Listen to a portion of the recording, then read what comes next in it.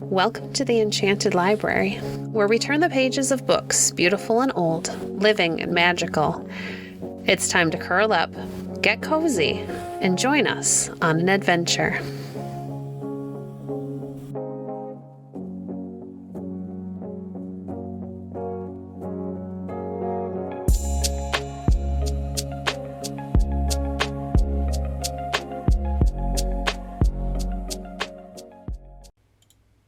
Today we're starting a new book called Lions in the Barn by Virginia Frances Voight. Chapter 1. Thanks to the Elephant Man. "Say, Pa," Clay called out to the chair, where his father was getting shaved by the village barber, "this says there's a circus feller looking for a barn." "What says?" Mr. Baldwin sang back. "This here New York paper," said Clay, holding up the week-old newspaper. "Says he's looking for a good stout barn for wintering his lions and tigers. Guess this'd be too far out in Connecticut to suit him, son." The barber lifted away his razor and said, "Could be, Hank. He'll come out this far. It ain't so easy to find warm barns standing empty for the winter." Most circuses in the old days had no permanent winter headquarters. This gave many a farmer in New York State and western Connecticut a chance to make a little extra cash by winter boarding animals. But this was the first time there had ever been any notion of having circus animals in the neighborhood of High Ridge Farm. The Baldwins had an old barn that had once been used for sheep and was so well built and warm. It was now standing empty because the flock had grown too large for it and had been moved to larger quarters. "Let's see that paper, Clay," said Mr. Baldwin, as he stepped out of the chair and put on his hat. He glanced at the date before reading the advertisement. "Last week's paper, We may be too late, but it won't do no harm to try and write him, I guess." He took out of his pocket a small notebook and copied down the name and address. "J-D-O-B-B-I-N-E-L-L-I," he said, spelling it out. Until then, the circus man's name had meant almost nothing to Clay, but now that he heard it spelled aloud, he felt he had heard or seen it somewhere before. Could it be on that old billboard down by the blacksmith's? "Meet you outside, Pa," Clay said, and dashed out the door and down the village street to the blacksmith shop. There it was, a weathered old poster of a year ago, advertising Hathaway's rolling show and menagerie. The great, death-defying Signor Josephus Dabanelli, most daring animal trainer in the world, and his ferocious lions, tigers, leopards, and other formidable felines. Pa wrote the letter that night. He figured it would take more than a week for the letter to get to New York, and for Signor Dabanelli's reply to come, if any at all came from him. But every time Pa went to the village, Clay kept watching for his return to see if the mail had brought any news. One evening, only a week later, Clay climbed into his favorite pound-sweeting tree to see if any of the apples were ripe enough to eat. All the while, though, he kept listening for the sound of Pa's horse far down the lane. Just as Clay was reaching for a large yellow apple that seemed ripe, he heard Whitefoot trotting up the lane from the road. Forgetting the big apple completely, he swung out of the tree and took off hot foot through the orchard. Breathless, he burst into the barn where Pa was stabling Whitefoot. Did the letter come? Pa turned with his slow smile.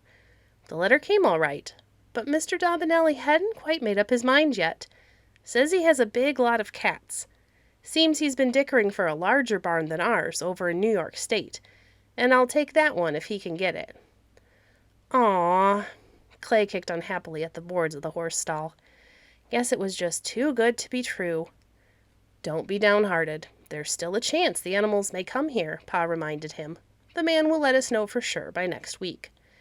Clay perked up and even managed to whistle as he helped his father with the evening chores.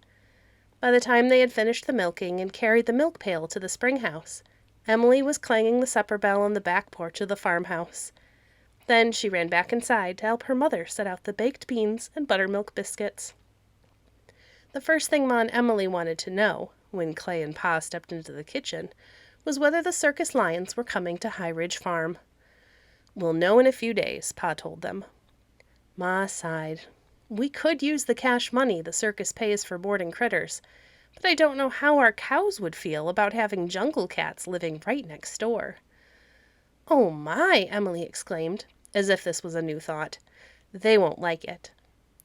Clay grinned and gave one of her long braids a playful tweak. Could be your bossy cow will be so scared she'll give sour milk. But later, when he carried a pan of food out to the back porch for Rusty the old sheepdog, Clay too felt a prickle of misgiving. Rusty got on well with the farm cats, but how would he react to cats that were twice as big as himself?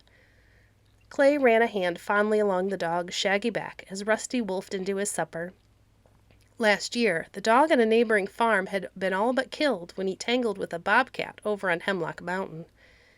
Maybe they had better take Rusty over to Grandma's to stay if the lions came to their place for the winter. Clay wished the circus people had come themselves to see the barn, a fine log building, just the place to make a cozy winter home for a family of lions. The New York barn might be bigger, but it was probably drafty and chilly as well. One afternoon, 2 weeks later, Pa stopped at the Crossroads School on his way home from delivering a load of apples in the village. "There was mail for us today," he said, as soon as Clay and Emily had climbed into the wagon seat beside him. "From the circus man?" Clay shouted. His father nodded as he lifted the reins and started the team homeward. "He's coming to High Ridge with his critters." "Whoo!" yelled Clay. "The lion fellow couldn't get that New York barn," Pa explained. "It seems the elephant man got ahead of him there." "Gosh," said Clay, "I wish we were going to board the elephants, too." His father laughed. "We'll have our hands full as it is. There will be lions, a tiger, and some other big cat animals." Clay whistled shrilly. "I guess we're lucky at that." Inside him was a glow of friendly feeling for that elephant man, whoever he was. If it hadn't been for him, busting in and getting the New York plate first, they wouldn't be seeing hide or whiskers of a single lion at High Ridge Farm this winter.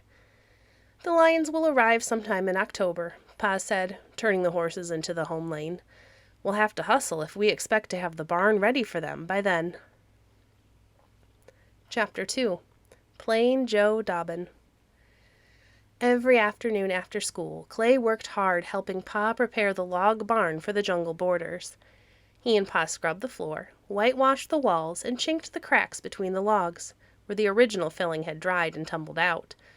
Fortunately, the barn had big double doors, large enough to permit the high, wide animal cages to be pushed inside. But they had to rip out the hayloft that covered half the old sheep barn in order to provide headroom for the cages. Outside, they banked earth and hemlock boughs high around the walls to keep out the biting winter cold.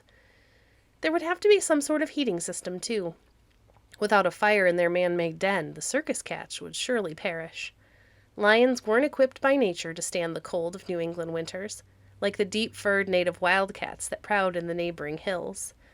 Pa and Clay hitched the ox team to the stone boat and dragged a few loads of stones over from the hillside pasture. They built a chimney, and then they lugged the old Franklin stove down from the farmhouse attic and set it up in the corner of the barn. Finally, they built a bunk for the circus man who would stay on the farm to look after the valuable animals. Emily's gray cat Tilly came nosing about as cats will, taking a great interest in all these doings. She policed the barn to see that no mice crept into the clean straw which had been heaped for a mattress in the circus man's bunk. "You won't make so free in here, Puss, when you see the size of those cousins of yours that are coming," Clay told her. Then he looked wonderingly about at the familiar barn. It was hard to believe that in a few days these walls would be lined with the cages of big jungle cats. Golly, it would be like going to the circus every day and getting paid for it. One frosty day in October, Clay took his turn staying after school to split kindling and fill the schoolhouse woodbox. Walking home, he rounded a curve in the narrow road and found himself scrambling up the bank at the side in order to get out of the way of a small herd of horses that was trotting toward him. Such handsome horses had never been seen before in that countryside. They were huge, powerful work stock, all a matched dappled gray, all with a proud, satin-skinned, well-cared-for look about them. Clay realized with a thrill that they must be circus horses. There were 10 of them, and 4 were ridden by hostlers wearing faded purple jackets and breeches, trimmed with tarnished gold braid that had been probably bright and new at the start of the circus season last spring. The hostler and the lead horse drew up opposite Clay. "Is this the road to the village, bub?" "Yep." Sure enough, Clay thought, as he gave the man directions. These were the circus teams that had pulled the lion cages to High Ridge. Clay watched the magnificent teams until they were out of sight, and then ran all the rest of the way home. Emily came flying down the lane. "Clay," she shouted, "the lions have come. They're in the barn right now." "Did you see them?" he asked anxiously. "Yes," said Emily, dancing beside him. "The sides of the wagons were open, and I could see into the cages. And the wagons are beautiful, all red and gold with carved lion heads on them." Clay didn't wait to hear any more. He sprinted for the lion barn to see for himself. Pa was standing at the door with a lean man in a bottle green coat and tight buckskin breeches.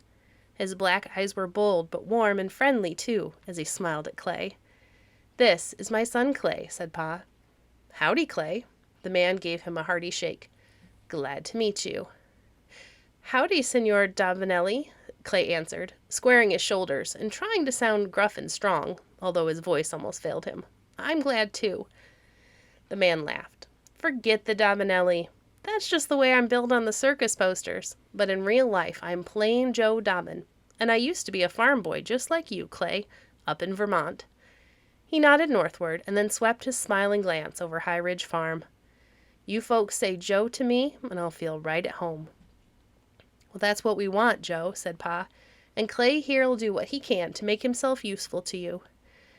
"Sure will, Joe," said Clay, now beginning to feel more at home again himself. "And we want your animals to feel at home here, too."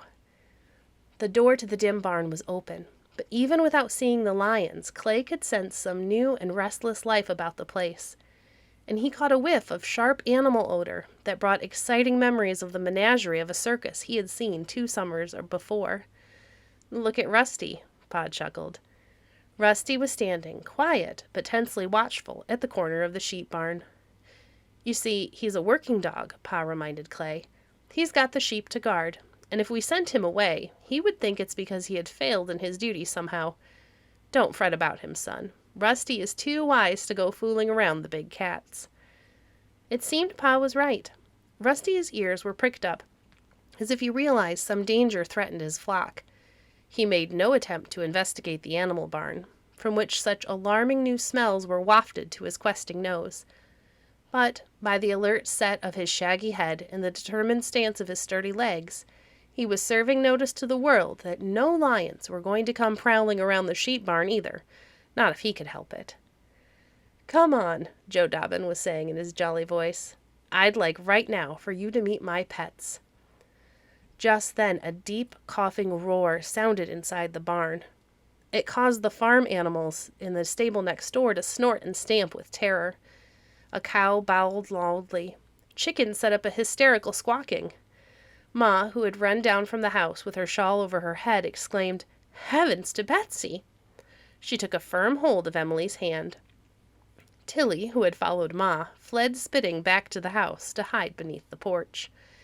Clay felt a stab of fear, and with it the hope that the bars on those cage wagons were plenty strong, but that didn't make him any less eager to see what was letting out such tremendous roars. "No cause to be alarmed, ma'am," Joe was saying to Ma. "It's only old Sultan, my tiger." He winked at Clay and led the way into the barn. Thank you for joining us today. If you enjoyed today's episode, please leave a review on your favorite podcast platform and share our podcast with a friend. Visit our website at www.enchantedlibrary.net to see our past books or to connect with us on Facebook. If you'd like to support the work we do, you can visit our Patreon page at patreon.com/enchantedlibrary. We appreciate your support. Until next time, friends, happy reading.